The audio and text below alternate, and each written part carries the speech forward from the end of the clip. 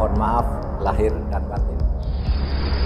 Saya itu termasuk yang dituduh radikal. Saya ini pegawai negeri, 30 tahun jadi dosen. Penataran P4, saya penatar P4 120 jam saya ditatar, Manggala namanya dulu. Tidak pernah mengkhianati NKRI. Di bapak saya pejuang kemerdekaan, ikut perang. Catatan sejarah saya tidak pernah saya radikal, melawan lampu merahnya nggak pernah. Tapi sekarang manusia paling radikal di Indonesia nomor 2 saya. Nomor 1 Habib Rizik, nomor 2 saya. Tak kenapa pun kalian panggil malam ini. Tapi memang perlu kambing hitam, percayalah bapak-bapak. Merasa bersalah, baru kali ini Mahfud MD menangis ditinggal Tengku Zulkarnain. Simak berita ini sampai selesai dan pastikan Anda terus bersama kami di Kabar NKRI, akurat dan terpercaya. Hari ini, bulan ini, beberapa tahun belakangan ini, kaum muslimin dikejutkan dengan pengeroyokan terhadap kebenaran. Dengan kata dan istilah lain yang tidak asing di telinga kita, dengan istilah kriminalisasi. Orang dikriminalkan, yang baik dikatakan sebagai perampok, pengkhianat dikatakan sebagai orang yang benar dan jujur. Itu saya sampaikan sekali lagi kepada pemerintah, kita ajak, ayo pemerintahan Jokowi saat ini, kami para habaib, para ulama mengajak Anda dengan jajaran Anda, menteri-menteri Anda, semua pejabat negara ini, ayo kita revolusi. Nah, kita perbaiki. Kafar sudah berlalu, baik kita anggap sudah berlalu, tapi ke depan ini harus semua berubah. Yang kemarin bohong, besok nggak boleh bohong lagi.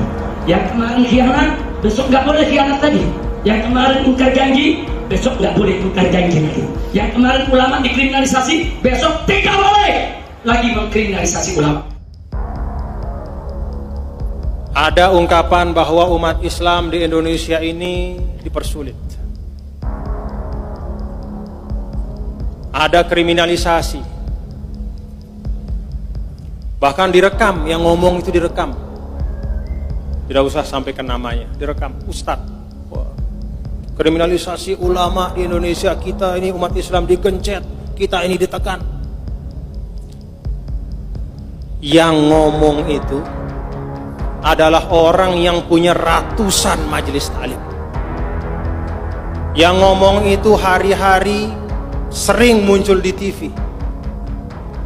Kalau memang ulama atau umat itu ditekan, tidak mungkin dia akan bisa keliling dari satu tempat ke tempat lain. Tidak mungkin dia akan bebas menyuarakan, masuk TV kemana-mana. Katakan wahai Muhammad sallallahu alaihi wasallam, Allahumma ya Allah, Malikal Mulk, Raja yang mempunyai kekuasaan. Tu'til mulka man tasha, engkau memberikan kekuasaan kepada siapa yang kau kehendaki. Wa tanzi'ul mulka mimman tasha, dan mencabut kekuasaan dari siapa saja yang kau kehendaki. Wa tu'izzu man tasha, dan engkau memuliakan siapa saja yang kau kehendaki. Wa tudhillu man tasha, dan engkau menghinakan siapa saja yang kau kehendaki. Sama. Hari itu kau akan ditanya. Hari itu kau tak dapat mengelak. Al-yawma nakhtimu ala afwahihim, mulut kami kunci. Beralasan 1001 alasan. Hari itu lidah tak lagi dapat berkata. Wa tukallimuna aydihim, tangan akan bicara. Wa tashhadu arjuluhum, kaki akan bersaksi. Apa yang akan dibicarakan tangan, apa yang akan dikatakan kaki. Bima kanu yaksibun, semua yang pernah kau katakan dan kau lakukan dulu. Dunia begitu indah, oleh sebab itu banyak yang terpukau dan terpesona. Tapi orang beriman, dia tahu kemana dia akan pulang. Dari tanah, tegak di atas tanah, berjalan di atas tanah, akan kembali masuk ke tanah, menjadi santapan cacing tanah. Kalau pernah kau tolong kebenaran, itulah yang akan kau bawa bekal menghadap Allah. Ayo kita ajak revolusi akhlak. Tubu ilallahi taubatan. Alhamdulillah. Kira-kira saya sampaikan di sini jelas tidak? Jelas tidak? Takbir. Dan betul yang disampaikan Kiai Haji Syukron Makmur tadi, saudara, posisi ulama itu bukan oposisi. Posisi ulama bukan oposisi, tapi posisi ulama melakukan amar ma'ruf nahi. Lo apa bedanya Habib antara oposisi dengan ulama? Ada beda. Oposisi, saudara, seringkali, walaupun tidak semua, tapi seringkali memposisikan diri, segala keputusan pemerintah baik atau tidak baik, saudara, dia protes, dia serah. Jadi putusan pemerintah yang sudah baik pun kadang-kadang diprotes juga. Itu oposisi, saudara. Tapi kalau ulama enggak, putusan pemerintah bagus, ya kita apresiasi, kita hargai, kita terima kasih, kita doakan, betul?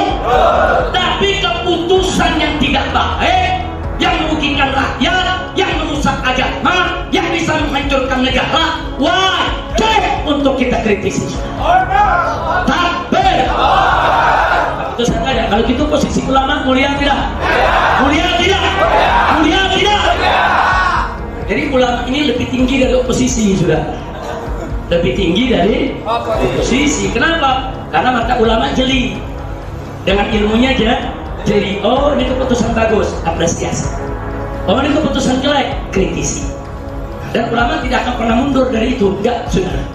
Jadi ulama yang asli, oh ini kok kita cerita tadi, Kiai Syukron mengingat nama Kiai Haji Munawir asli, ulama yang asli.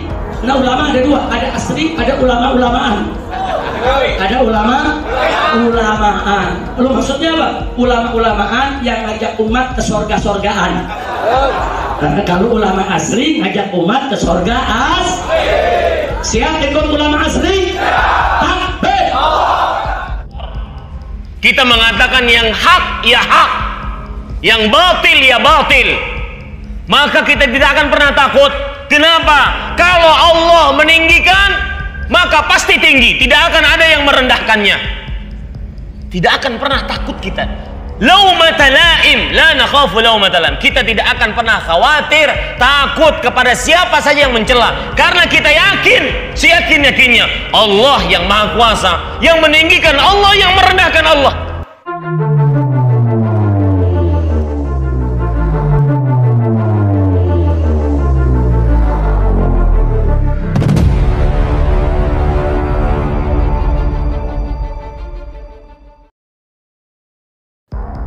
Mahfud MD ngaku suka dicerca Tengku Zul. Warganet mengatakan norak dan tidak berempati.